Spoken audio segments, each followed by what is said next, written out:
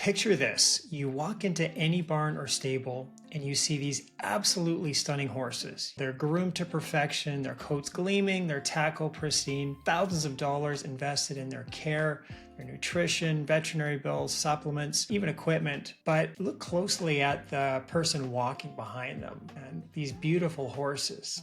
They're limping, they're hobbling, their posture is off, their body clearly struggling with pain or imbalance. I'm Curtis, a horse circulation expert. For the past 10 years, I've helped over 2,000 horses boost circulation to recover faster from injury and daily wear. Many were about to end their careers, but they got back to full performance in 6 months. They move with more ease and ride with calm energy. My method helps horses with poor recovery. I've helped thousands of horses use their natural energy to recover in less time and move with more focused calmness. They started moving with ease again. They created that calm, focused energy that every rider dreams of. I'm certified to teach boosting circulation to health practitioners at events across North America on how to increase blood flow in minutes. My experience is knowing how circulation impacts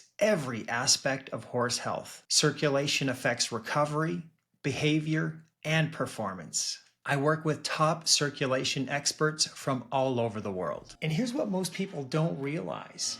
And what I want to talk about today is when you as a rider or owner are physically out of balance, injured, or even emotionally triggered, your horse doesn't just notice, your horse has to compensate for this. Let me get specific about what I mean by compensation. When your body is out of alignment, maybe you've got a hip injury, chronic back pain, or you're favoring one side because of an old injury, your horse feels every bit of that imbalance when you're in the saddle. Think about it. Horses are prey animals. They're incredibly sensitive to change in weight distribution, tension, and energy. When you can't sit balanced, when you're gripping with your legs because your core is weak, when you're unconsciously tensing up because you're in pain, your horse has to work exponentially harder to maintain their own balance and safety. They're constantly making micro adjustments. Their muscles are firing differently. They're compensating with their own body mechanics to account for your instability. What should be a natural, fluid partnership becomes extra work for them. And it's not just physical. Horses are emotional mirrors. When you're struggling with pain, when you're frustrated with your own limitations, when you're mentally checked out because you're just trying to get through the ride without making your back worse, your horse absorbs all that tension and stress. Over time, this constant compensation starts to wear them down.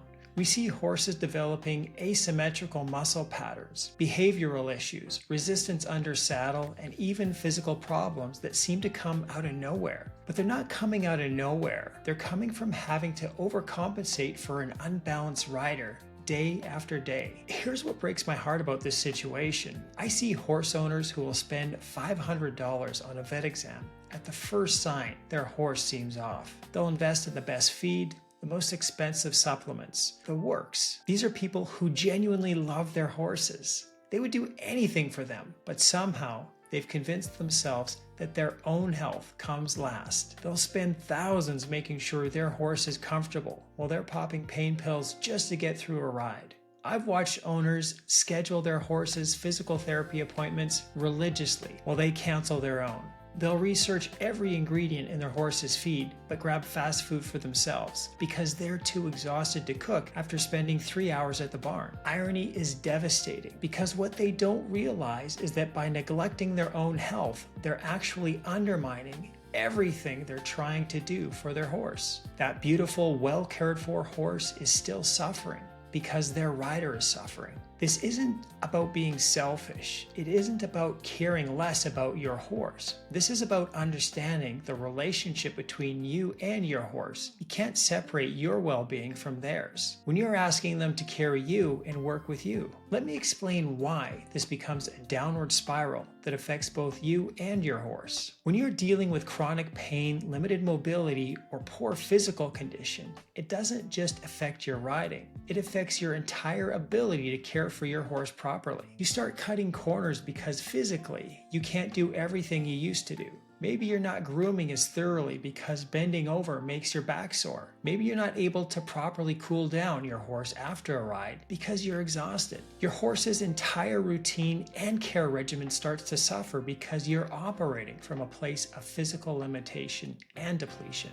And then, because your horse isn't getting optimal care, they start developing issues that require even more time, energy, and resources to address. Meanwhile, your own health continues to decline because you're not addressing it proactively. You're spending all your emotional and financial resources to manage problems reactively instead of preventing them in the first place. It becomes this exhausting cycle where both you and your horse are struggling, and neither of you is getting what you need to thrive. Let's talk about the elephant in the room: money. I hear horse owners say they can't afford to invest in their own health because they're spending everything on their horse. But here's the harsh truth: you're going to spend that money either way. You can spend it proactively, investing in your own physical health, mobility, strength, and circulation now. Or you can spend it reactively later. When you don't take care of yourself proactively, you end up in this endless cycle of crisis management. You're paying for emergency care for yourself, missed work because of injury flare-ups, and increasingly expensive treatments for problems that have gotten worse over time. And your horse, they end up needing more vet care, more therapeutic interventions, and more expensive solutions. It's like having a subscription service that you never signed up for and can never cancel, except the price keeps going up and you're not getting any value from it. Here's what I want you to understand.